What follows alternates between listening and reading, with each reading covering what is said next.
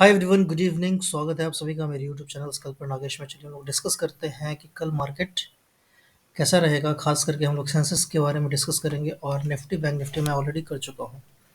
तो अभी सेंसेक्स को देखते हैं। सेंसेक्स का ट्यूसडे को एक्सपायरी है और मंडे को इसका प्रीमियम थोड़ा डाउन रहेगा, तो इसमें अपन ट्रेड कर सकते हैं, है ना। तो फिलहाल अभी आप ये देख रहे हैं, ये ब्लैक वाली लाइन के पास ये सपोर्ट लेकर के ये ऊपर निकल रहा है ना। और अगर आप देखेंगे तो कोरोना के बाद से ये एक बार पहला यहाँ आया, ये दूसरी बार और ये भी तीसरी बार यहाँ पे है, ठीक है।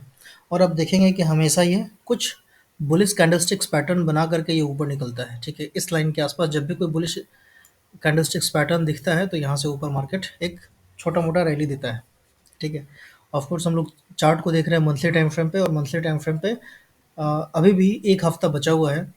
तो एक हफ्ता में मैक्स टू मैक्स मार्केट कितना गिर जाएगा, 77,000 के आसपास है ना, 76,900 है। तो बहुत गिर करके 1,000-2,000 पॉइंट तो गिरेगा नहीं, ठीक है ना। मान लेते हैं अगर गिर भी जाएगा तो भी मार्केट मेरे समझ से इस ग्रीन वाले सॉरी ये जो ब्लैक वाली लाइन है, इस लाइन के ऊपर ही रहेगी मार्केट। कहने का मतलब यहाँ पे ऑलरेडी बुलिश हरामी कैंडल सिक्स पैटर्न दिख रहा है आपके अपने को। तो हम लोग इसी के हिसाब से व्यू रखेंगे, ठीक है। तो क्लियर है कि मंथली टाइम फ्रेम पे अपने को यहाँ से बुलिश दिख रहा है मार्केट। आप देख रहे हैं कि एक अच्छा खासा ट्रेंड चल रहा था और मार्केट एक अच्छा खासा पुल बैक दिया, और इस पुल बैक के बाद यहाँ से वापस ये कंटिन्यू कर सकता है। मंथली टाइम फ्रेम के हिसाब से अपने को ये एनालिसिस मिलता है। अब हम लोग वीकली में देखेंगे कि वीकली में अपने को क्या लग रहा है। देखिए, जब आप वीकली में आते हैं तो आपको वीकली में दिखता है कि यहाँ से ट्रेंड चेंज होता हुआ कि मार्केट धीरे धीरे पॉजिटिव था, बट यहाँ पे कहीं ना कहीं क्या हुआ कि कंसोलिडेट किया मार्केट और यहाँ से नीचे की ओर मूव करना शुरू कर दिया।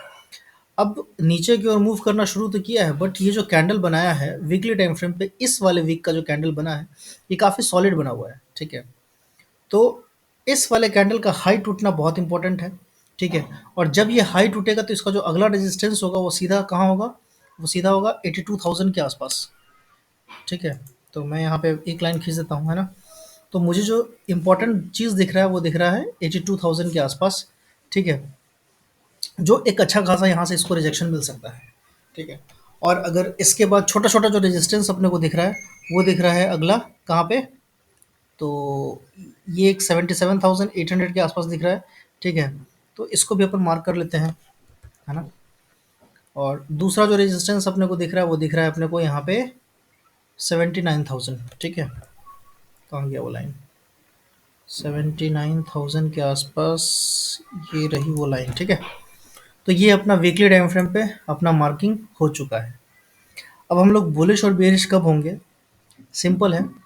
जब तक आपको सेंसेक्स है ना 75,200 के नीचे नहीं दिखता है तब तक हम लोग नीचे के बारे में नहीं सोच सकते हैं। अगर सोचेंगे तो वो पाप होगा, ठीक है। डिस्क्लेमर के तौर पे मैं बताता हूँ, मैं कोई सेबी रजिस्टर्ड रिसर्च एनालिस्ट नहीं हूँ, तो आप लोग ये ध्यान में रखिएगा। मैं सिर्फ और सिर्फ एजुकेशनल पर्पज़ के लिए शेयर कर रहा हूँ अपना व्यू, बस। ये मेरा व्यू है, मुझे ऐसा दिख रहा है। ऐसा होगा बिल्कुल भी ऐसा नहीं होगा, ठीक है। मैं खुद लॉस मेकिंग ट्रेडर हूँ, तो ये दिमाग में रख लेना, ठीक है। अब हम लोग क्या करेंगे, डेली टाइम फ्रेम पे आ जाते हैं। जब अपन डेली टाइम फ्रेम पे आते हैं तो डेली टाइम फ्रेम पे दिखता है अपने को कि 200 मूविंग एवरेज जो है, ये 200 वाला लाइन है, ये बिल्कुल एकदम फ्लैट है, समझ रहे हैं आप। ये बिल्कुल एकदम फ्लैट है और मार्केट 200 को ब्रेक करने की कोशिश कर रहा है, और यहाँ पे बायर्स आ चुके हैं, ठीक है। यानी कि जो लास्ट वर्किंग डे वाला जो कैंडल था ये काफ़ी इंपॉर्टेंट कैंडल है, और इस कैंडल में काफ़ी स्ट्रेंथ दिखता है जो अपने को बताता है कि थोड़ा सा यहाँ पे बुलिश रहने में भलाई है, बेरिश रहने में भलाई बिल्कुल भी नहीं है। तो अभी अपने को देखना है कि यहाँ पे कोई रेजिस्टेंस वगैरह कुछ दिख रहा है क्या। तो उसके हिसाब से अपने को क्या करना पड़ेगा, यहाँ पे एक लेवल मार्क करना पड़ेगा, ठीक है। देख लेते हैं अपने को कोई दिख रहा है या नहीं दिख रहा है ना। देखिए, अगर आप ये मार्किंग करते हैं तो आपको दिखेगा कि मार्केट ऑलमोस्ट इस ट्रेंड लाइन के आसपास पहुंचा हुआ है, ठीक है। अब यहाँ से बहुत ज़्यादा है कि मार्केट थोड़ा सा करेक्शन आ जाए या गिर जाए, ठीक है। तो अभी हम लोग रेजिस्टेंस के पास है। अब रेजिस्टेंस के पास मार्केट कैसा बिहेव करता है ये अपने को कल पता चलेगा। अगर मार्केट 77,000 के ऊपर निकलता है, 77,100 के अगर ऊपर निकलता है, तो मेरे समझ से मार्केट फिर 77,900 तक का हो जाता है, ठीक है। तो आप लोग ये लेवल ध्यान में रख लेना। ये कौन सा लेवल है, तो ये वाला जो लेवल है ये लेवल है आपका इस